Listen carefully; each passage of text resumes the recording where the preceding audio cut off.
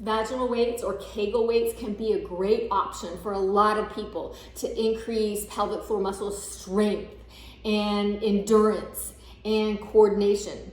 However, there are some people that shouldn't use vaginal weights, and that would be if you're having pelvic pain, or you're having difficulty with relaxing your pelvic floor muscles, or you're having difficulty emptying your bowel or your bladder, or problems with constipation.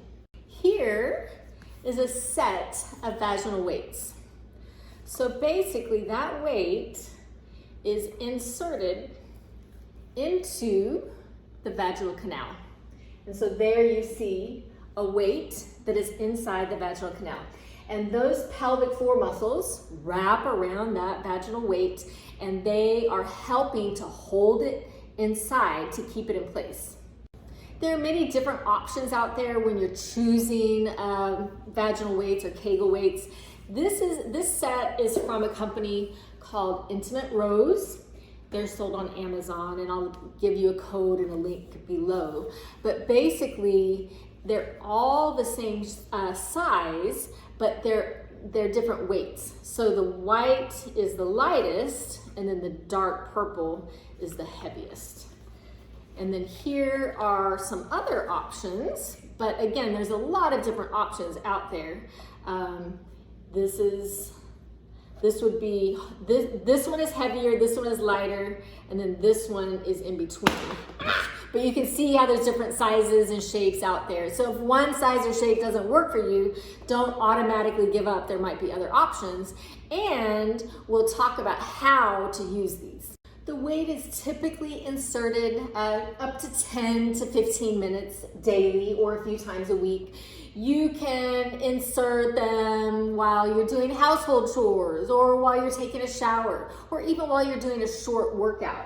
But they're meant to be a temporary device, not to hold this in all day long. Because again, the pelvic floor muscles are having to work extra hard. You can see they're having to hold and kind of pull that weight up and in, and leaving it in all day long is causing those pelvic floor muscles to be tense, and we don't want them to be tense and active all day long. Okay, so if you have pelvic organ prolapse and you try to use a vaginal weight, a lot of times it may not stay in place.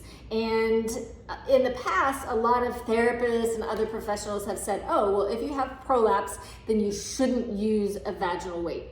All right.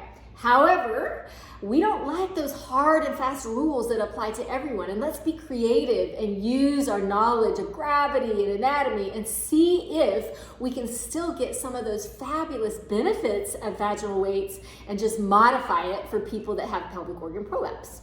So if you have pelvic organ prolapse and have a difficult time keeping the weight in, I would first start off lying on your back, and you're doing something called tug of war. So basically, pretend like this would be the vaginal opening and we're inserting that weight.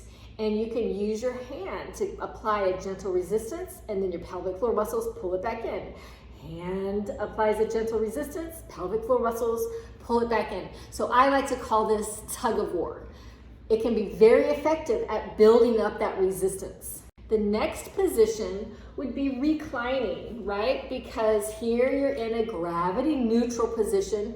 Now you're in a slightly anti-gravity position, and you're inserting that vaginal weight, and you can just gently work on pulling that pelvic floor muscle and see if you can squeeze and lift that vaginal weight up and in, and then relax.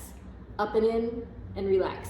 And if you're successful in this position, then advancing into a seated position. And again, you have some support from below to kind of help hold it in the right place, but you can squeeze your pelvic floor, lift up and in, see if you can actually even raise that vaginal weight up a little bit, and then let it drop. Raise the weight up, let it drop. So that's a position progression. And then you can also progress with the weight. So we just started off with the lightest weight, but then you can gradually increase the resistance. And once you're good here, then you may even be able to try some of those other positions that we showed before. Now, if you're someone that finds the heaviest weight too easy, here are some ways to make it even more challenging. So you could do like a standing position and do a tug of war in standing, where you're squeezing and then tensioning that weight to kind of pull down, squeezing up, tensioning the weight down, and see if your pelvic floor muscles can control it to keep it in place, but allow it to drop, pull up, drop, pull up. All right. Another way is to add extra lubricant to make it slipperier. I know that's probably not a word, but make it more slippery. And that can make it more challenging to keep it in place. And then another position here would be squatting. So separating the legs and squatting and seeing if you can pull up, relax, pull up and relax.